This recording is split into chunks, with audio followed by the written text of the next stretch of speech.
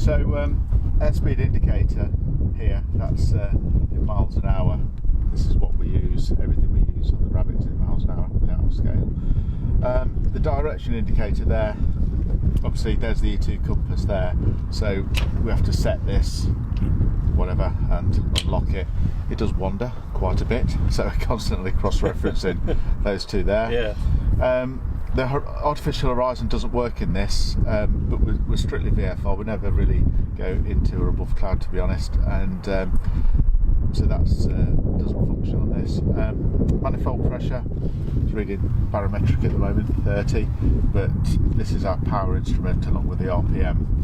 So for takeoff, first take for the day is full power, and then after that we're generally looking at about 34 inches at about 2,000 RPM. Okay. Just for noise abatement really, because we're at Duxford and we don't want to annoy the locals. Yeah. But you can go to 36 inches and to 250 for 5 minutes, I believe. It's placarded somewhere. But we're rarely up at those sort of limits, to be honest. And for aerobatics, we use 30 inches and 2,000 RPM. So if you're super precise, you'd say 29 inches and 1,900 RPM, but you can never get those flickering needles to actually be so precise. Yes, I use 30 and 2,000 RPM. The vertical speed indicator, the up and downy bit there, is pretty standard on all aeroplanes. To fly these aeroplanes well, obviously you want to remain in balance, so there's your turn and slip there. Altimeter is pretty standard. Stopwatch we use all the time. I use that for everything. I use it for displays, if I'm transiting somewhere. It's a very useful bit of kit, especially on a display where you have got a very limited time slot, and if someone says you've got 8 minutes from running in, you've got 8 minutes, so it really is. So to flip the old stopwatch on, and very useful. I use it for many things. I won't talk about it now, but very useful with the kit. And it's better there than on your watch. You see all these posh Breitlands and stuff that you can't actually operate in an aeroplane, but that is perfect. Right in front of you, isn't it? Yeah.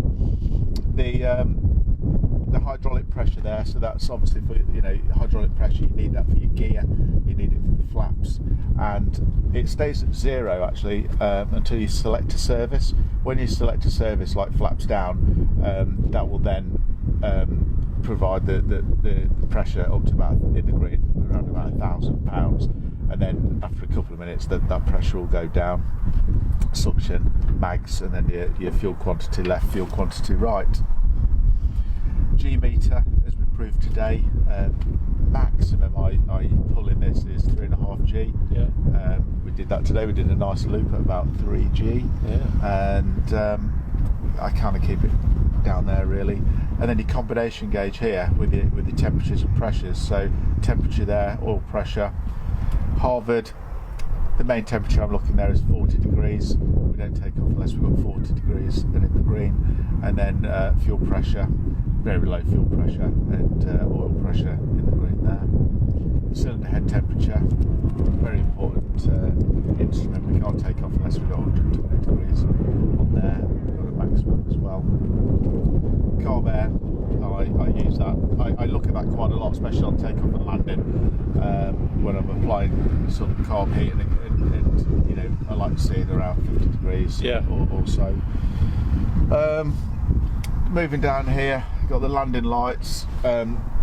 I don't want to burn the landing lights out, they're very expensive, and they certainly don't go on the ground, only in the air, and I flick these on for displays. That's pretty much the only time I use them. Okay, because I think I've seen videos on your YouTube channel where you've got those on and you're doing a loop. So that's just really for when you're doing that. So with the lights on and the smoke on, it's a great visual.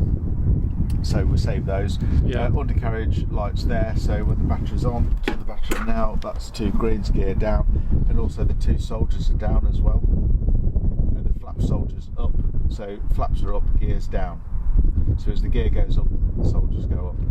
As the flaps go down, the soldier goes down. So that's a very important panel, obviously. It is, you've noticed anyway, gear down 2 green, soldiers down, and then I look on the wings left, I look on the wings right to make sure that the pegs on the top of the undercarriage legs are in. Okay. This is also, I use this quite a lot as well on a cold day. Push to open, oil radiator shutter, so I pull it out, and that just helps me get the oil temperature a lot faster on a cold day, like it did today. It's a bit more chilly than I thought it was going to be. Yeah, so we use that just to get the oil temperature up. Your normal key gas primer there, it's just sort of 5 strokes normally for a cold start.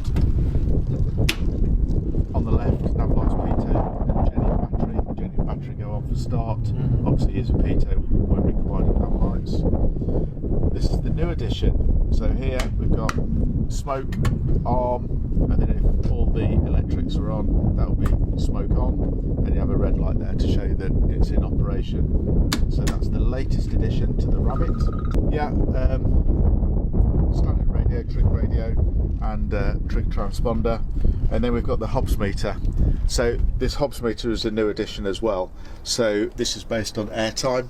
So as soon as there's air going into the pitot, this starts clicking over in hours and tenths. So that's 8 hours and 6 tenths, which is 36 minutes. Okay. And the thing is, because this costs, including that, £600 an hour, every time that clicks over 1/10, that's 60 quid. Plus fuel. Yeah. Plus fuel. Yeah. And when you're burning, you know, 30, 40 gallons an hour, you know, doing aerobatics, that's you're watching that. That clock there is your cost clock. Yeah. What I like about this Harvard is it's got a spade grip. Yeah. I was expecting a stick, but only because I've seen pictures of them with sticks, and that's interesting. Yeah, I don't know whether this is just a Canadian thing or not. For Commonwealth pilots, you know, transitioning to, you know, British fighters with spade sticks, I'm not sure, but it's nice. You know, you can do a two-handed pull on it if you wish. You know, you get a nice even pull, but it's just nice for moving around. Quite like that. And if I kick that off there, that's just the control lock. So when I shut the aircraft down, the first thing I do is hit the master switch, and you know, just make sure the master switch is off, the mags are off, and then I reach down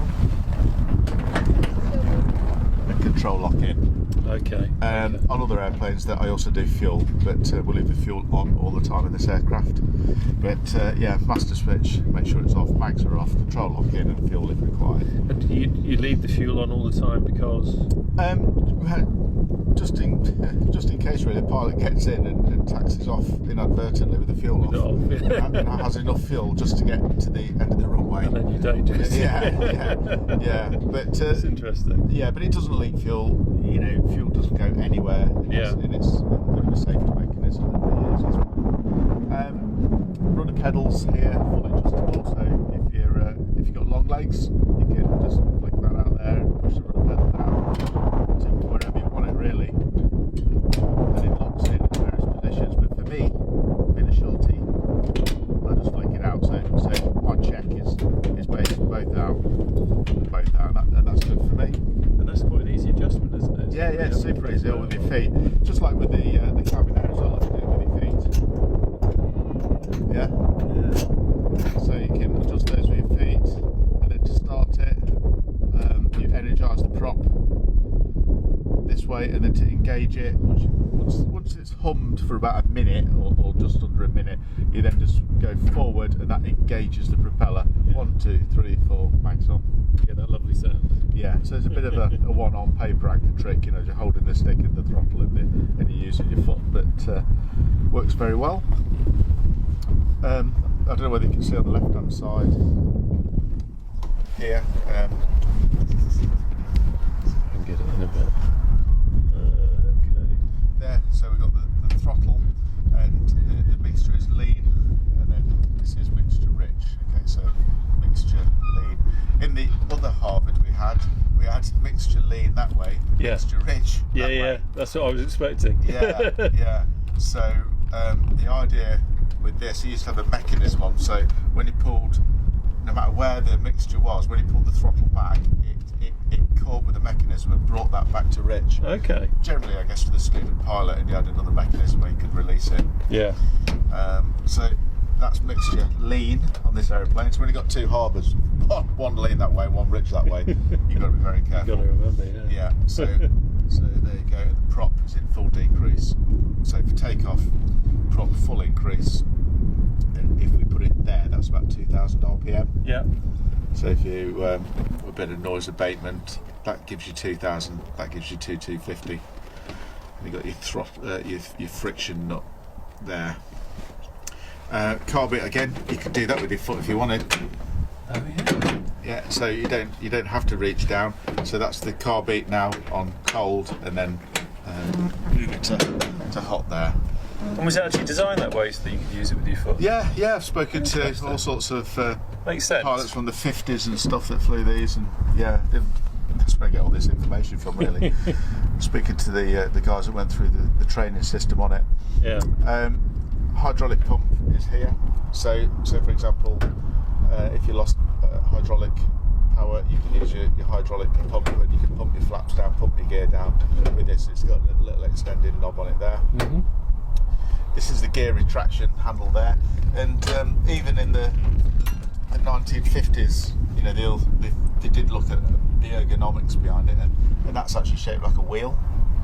Oh yeah. So in the dark, if you feel down, that's a wheel, because here is the flap. Yeah. The flap is shaped like a flap. A flap, so you can go, that's definitely a flap, and that's definitely a wheel. Very clever. Okay. So gear, we don't pull this up on the ground because the gear will come up on the ground. Yeah. Because it's old technology. So I always tell people, don't touch that. Leave that alone. And then the flap there, it's got various positions. So with the flap, I can actually, in flight, I can set the flap. I can put the flap down until, say, I've got 20 degrees, and then I go to the middle indent, and that will lock it at 20. Okay. I can give it 30, stop. Right. Or 45, just leave it there. Yeah. So I can give it like 5 degrees, lock. Yeah. Okay. Or whatever. Yeah. So that's how that works there. And then there's different fuel gauges on Harvards. Some have a reserve, this hasn't, so it's just left, right and off. And a South African one, one I fly in Turkey, that is fuel off and fuel on. Okay. Not left and right. Just is or isn't. Is or isn't. and that's probably one of the safest ones out there. Yeah. But the ones with the reserve can get quite dangerous, because you get, if you're on the left tank, you can get down to where you need to put your reserve on, and you've got 16 gallons left at that point there. But some people have come into land on the left tank when they were literally just about to hit the top of the standpipe. So really, as a safety point on those, the right tank I use, and the reserve tank. I never use the left tank. Okay. Because you can easily run out of fuel on landing. Yeah. That'll be the worst time. If there's fine, you just flick to reserve. But I just use right and reserve. So there are little idiosyncrasies with all these Harvards, and if you look at a Mark 2B Harvard, the gear and flap arrangement is completely different again. Okay.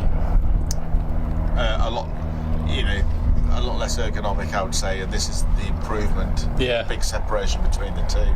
Totally different levers. Yeah. You can't get it confused. Works better for me. Yeah. Even in some of the older Harvards, they haven't got the manifold pressure. They've got boost. Oh yes, yeah. Like in the Spitfire. That's right. So in some Harvards now, that'll be reading 0 boost. Yeah. Yeah. That's interesting. So that's it really. The steam doesn't go forward and backwards; it only goes up and down. And that's the Wacky Wabbit. Perfect. That's all there is to it.